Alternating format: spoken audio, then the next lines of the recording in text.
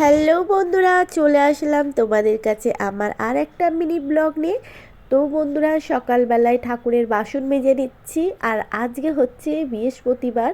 আর ঠাকুরের বাসনটা মেজেছি পীতম্বরী পাউডার দিয়ে, আর এত সুন্দর পরিষ্কার হয়েছে দেখো।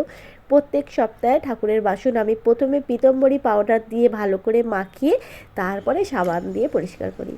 আর প্রত্যেক বৃহস্পতিবার আমি গরু বাবাকে, লক্ষ্মী মাকে, আমার গোপু সোনাকে সবাইকে সুন্দর করে স্নান করিয়ে সাজিয়ে গুছিয়ে পরিপাটি করে তারপরে পুজো শুরু করে দিয়েছিলাম। মা, তোমাদের তো বলতেই ভুলে গেছি, শুভ সকাল বন্ধুরা। যে যেখানে আছো সুস্থ থাকো, ভালো থাকো। কথা বলতে বলতে আমি পুজোটাও করে নিলাম। সুন্দর করে পুজো করে নিয়ে তারপরে আমি আবার লক্ষ্মীর পাঁচালি পড়ব, তারপরে হনুমান চালিসা পড়ব। এই সব করে আমার বেজে গেল প্রায় 1:45। আমার পুজো করতে প্রায় লেগে যায় 3 ঘন্টা বৃহস্পতিবার, আর অন্য অন্য দিন 1.5 ঘন্টার কাছাকাছি লাগে। আর এই দিকে তোমাদের দাদাভাই এখন রান্নাঘরে ও চলে এসেছে, বলল তুমি পুজো করে উঠেছো, বসো, আমি টিফিন বানিয়ে দিচ্ছি, খাও। আর আমাদের ননদের ছেলে, সেও একটু টিফিন খাবে, তো ওকে একটু আগেই টিফিনটা বানিয়ে দিয়েছিল। ওকেও বানিয়ে দিয়েছিল ডিম টোস্ট, আমাকেও বানিয়ে দিয়েছিল ডিম টোস্ট। আর ও যখন খাচ্ছিল আমি ভিডিও করছিলাম, তো ওর জন্য একটু হাসাহাসি করছিল। কি জানি কি হয় বন্ধুরা, আমি যখন ভিডিও করি আমার ভিডিওতে কেউ আসতে চায় না, আমার পোকোবাবুকেও ধরে নিয়ে আসতে পারি না। কি আমার বাড়ির সব মানুষগুলো ঝগড়া করে তাও বরকে মাঝে মাঝে আমার ভিডিওর মধ্যে নিতে পারি, কিন্তু মেয়েকে তো লুকিয়ে চুরিয়ে নিতে হয় ভিডিওর মধ্যে। আর এই হাতে রুদ্র ফলটা দেখছো, যে রুদ্র ফলের যে ব্রেসলেটটা হাতে পড়েছি, কি জানি বাবা, ওই ব্রেসলেটটা পরার পর থেকে আমার শরীরটা খারাপ হচ্ছে নাকি কে জানে। হঠাৎ করে শরীর খারাপ, এমন শরীরটা খারাপ আমার ভালোই লাগছে না। বুঝতে পারছি না যে আমার মাথা যন্ত্রণা করছে না মাথা ভার হয়ে আছে, মাথা ঘুরছে, গা হাত পা যন্ত্রণা, মানে শরীরের মধ্যে হাজার একটা কষ্ট লাগছে। তো যাকে বন্ধুরা, ওই ব্রেসলেটটা আমি আজকে খুলে দিলাম হাত দিয়ে। আর দুপুরের আজকে লাঞ্চে থাকছে, মানে দুপুরের খাবারে থাকছে ভাত ভাজা। কারণ বৃহস্পতিবার এই দিনটা এমন একটা দিন, পুজো করে আমার বেজে যায় প্রায় 1:45 12:30 এরকম। তো সেদিনকার রান্নাবান্নার ঝামেলা আমার একদমই নিতে ভালো লাগে না। তো যেহেতু বাবাই আছে, তার জন্য একটা হালকা ফুলকা কিছু করেই দিতেই হবে। তার জন্য আমি বললাম চলো আজকে ডিম নিয়ে আসো, ডিম বাড়ন্ত হয়ে গেছে, ওকে ভাত ফ্রাই করে দিই। তা ভাত ভাজে আজকে দুপুরের খাবারটা হবে, রাতের বেলা আবার একটু কিছু রান্না করব। আর এদিকে আমাদের পোকো বাবা এত দুষ্টু হয়েছে কি বলবো, যখনই ওকে খাওয়াতে যাব তখনই কোথাও না কোথাও লুকোতে যাবে। আর ও দেখছে দাদা বসে আছে, দাদার পাশে আমি লুকিয়ে থাকলে আমি অন্তত খেতে পারবো না, মা আমাকে খাওয়াতে পারবে না। সেই তো ওকে ডাকতে ডাকতে আমার অবস্থা খারাপ। তারপর আমি কি করলাম, ওই খাটের তলায় এসে ঢুকে ওকে খাওয়াতে শুরু করলাম। কি করবো, আমাকে তো ওকে খাওয়াতেই হবে। ও যে কী করে, খাবার দেখলে যে কোথায় লুকোবে সেটাই চিন্তা করে। ওকে খাইয়ে দাইয়ে তারপরে আমি আবার ভাতটাকে ভালো করে ভেজে নিলাম।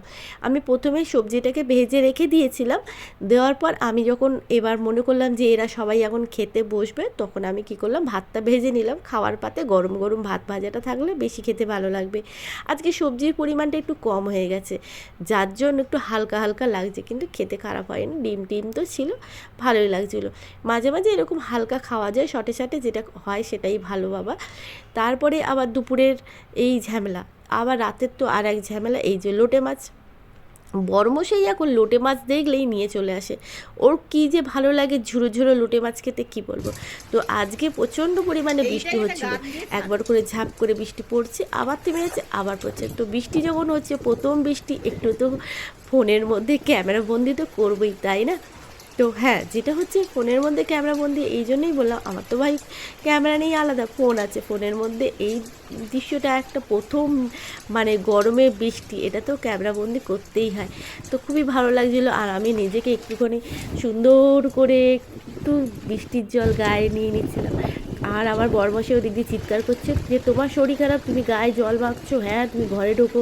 আমি যে তুমি চুপ করো না, প্রথম বৃষ্টি, একটু ভিডিও করবো না, আর এটাই তো রিলস দেবো, ইনস্টাতে সবার প্রথমে আমার ভিডিওটাই থাকবে, এই বলে ওর সাথে একটুখানি ভিডিও বাবার করে। সময়, মানে বাবার কালে যাকে বলা যায়, বাবার কালে যেই মাছ চোখে দেখেছি, খেয়েছি, সেই মাছ এখন আর চোখে দেখা যায় না।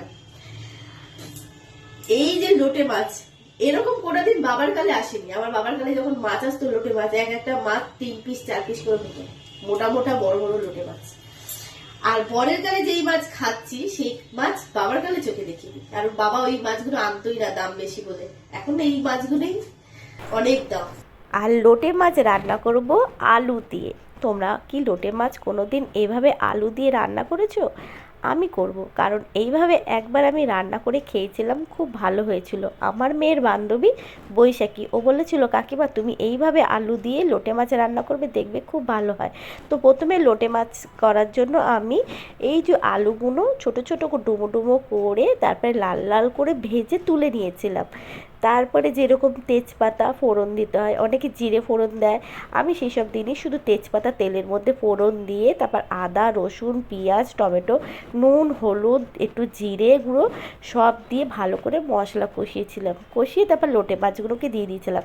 জানতাম যে এই লোটে মাছ তো প্রচণ্ড পরিমাণে জল বেরোবে, তো অনেকটা সময় নিয়েছিল, জল বেরিয়েছিল। যখন লোটে মাছের জল পুরো শুকিয়ে গেছিলো, তারপরে যেই আলুগুলো আমি ভেজে রেখেছিলাম ওগুলো আমি দিয়ে দিয়েছিলাম, দিয়ে তারপরে ভালো করে নাড়াচাড়া করে নিয়ে একটু ধনেপাতা গরম মশলা দিয়ে লোটে মাছের ঝোরঝোরে